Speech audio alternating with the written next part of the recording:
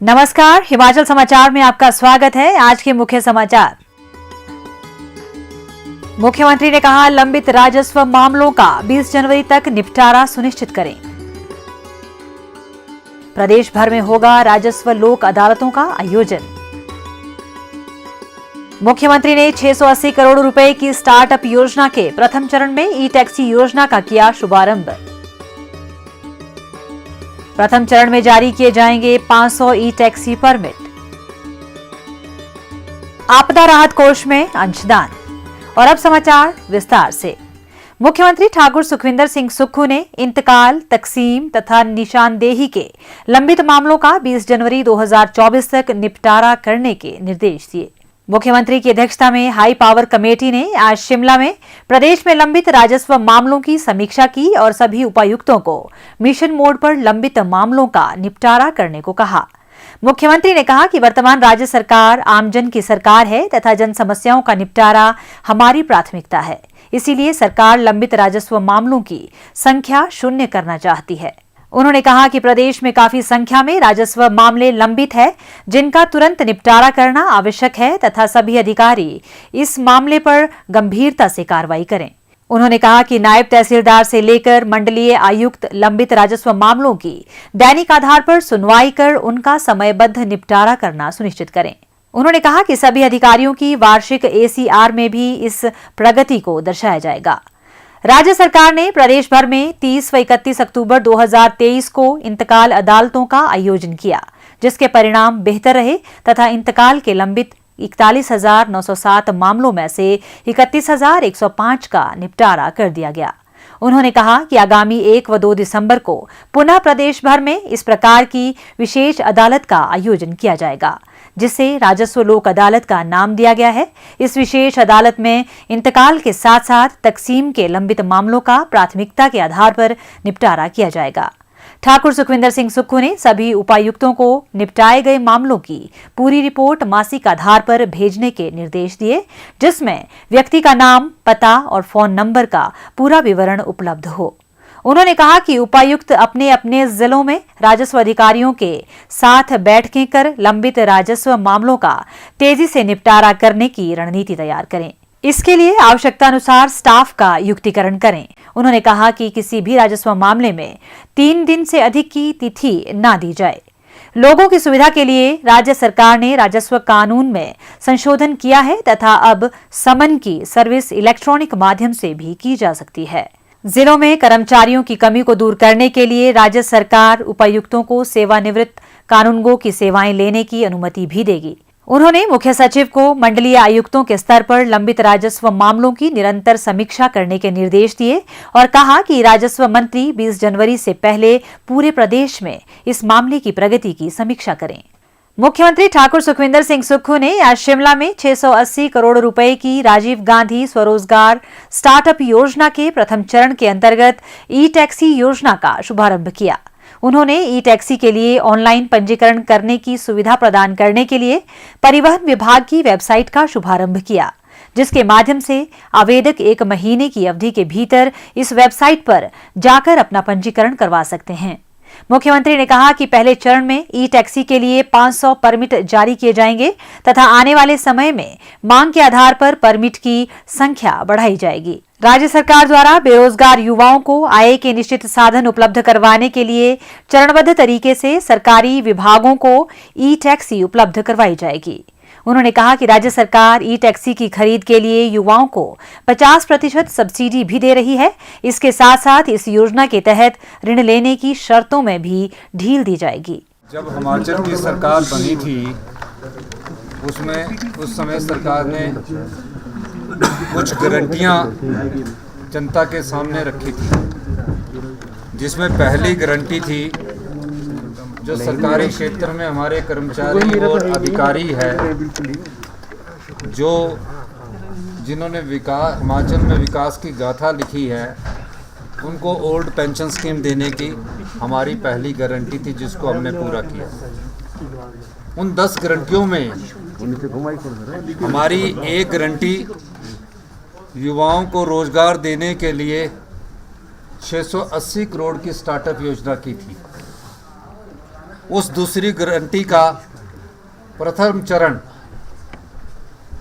आज हमने शुरुआत की है 680 करोड़ के प्रथम चरण की स्टार्टअप योजना की। उसमें कहा गया था कि जो भी युवा हिमाचल का है अपना रोजगार शुरू करना चाहता है, उस युवा को रोजगार के लिए हम 680 करोड़ रुपए की स्टार्टअप योजना लाएंगे। उस योजना को कैसे अमली जामा पहनाना है, उस दृष्टिकोण से हमने सोच विचार किया।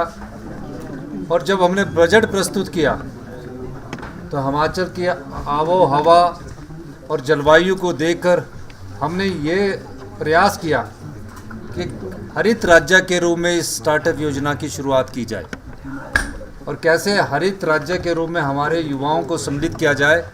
इस उद्देश्य से आज ई टैक्सी हरित ऊर्जा के रूप में हिमाचल प्रदेश में विकसित हो और स्टार्टअप योजना के अंतर्गत विकसित हो, हमने ये योजना का आज शुभारंभ किया है।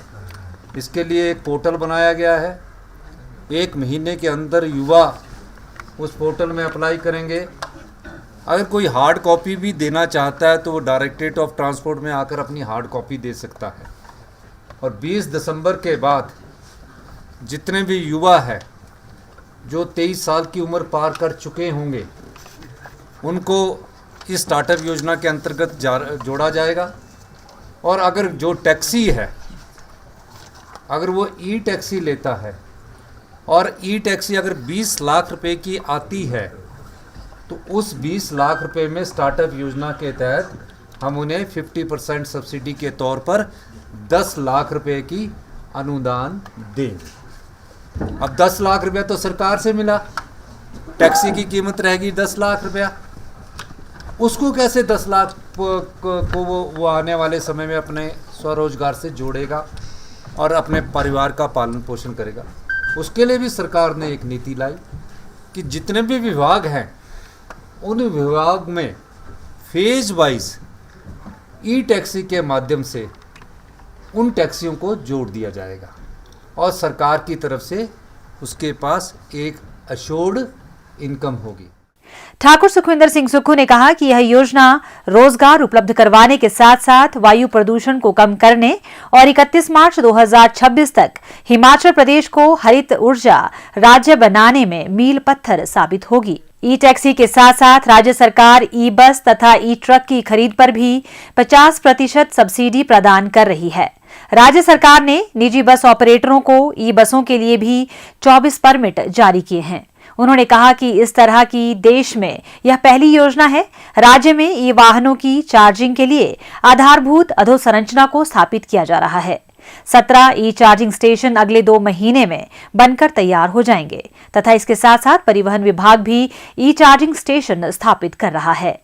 उन्होंने कहा कि राज्य सरकार हिमाचल पथ परिवहन निगम की सभी डीजल बसों को चरणबद्ध तरीके से ई बसों में परिवर्तित कर रही है तथा पहले चरण में 300 ई बसें खरीदी जा रही हैं। राजीव गांधी स्वरोजगार स्टार्टअप योजना के दूसरे चरण में युवाओं को सौर ऊर्जा परियोजना लगाने के लिए प्रोत्साहित किया जाएगा ताकि उन्हें आजीविका के साधन उपलब्ध हों। इस योजना के प्रारूप को भी अंतिम रूप दिया जा रहा है और जल्द ही इस योजना का भी शुभारंभ किया जाएगा। योजना के तीसरे चरण में युवाओं को कृषि संबंधी कार्यों के लिए सब्सिडी प्रदान की जाएगी। मत्स्य उत्पादन के लिए 90% सब्सिडी प्रदान करने की योजना तैयार की जा रही है, जिस पर भी विभाग को कार्य करने के निर्देश दिए गए हैं। उन्होंने कहा कि कांग्रेस पार्टी के प्रतिज्ञा पत्र में किए गए सभी वायदों को पूरा किया जा रहा है। युवाओं के लिए स्टार्टअप योजना लाना भी कांग्रेस का एक वायदा था, जिसे पूरा कर लिया गया है। मुख्यमंत्री ठाकुर सुखविंदर सिंह सुक्खू को आज शिमला में हिमाचल प्रदेश कांग्रेस कमेटी के सदस्य श्री संजय सिंह चौहान ने आपदा राहत कोष के लिए 2,25,680 रुपए का चेक भेंट किया। आपदा राहत कोष के लिए संत सोल्जर इंटरनेशनल स्पिरिचुअल ट्रस्ट के प्रबंध निदेशक कैप्टन ए.जे. सिंह ने मुख्यमंत्री को 11 लाख रुपए का चेक भेंट किया।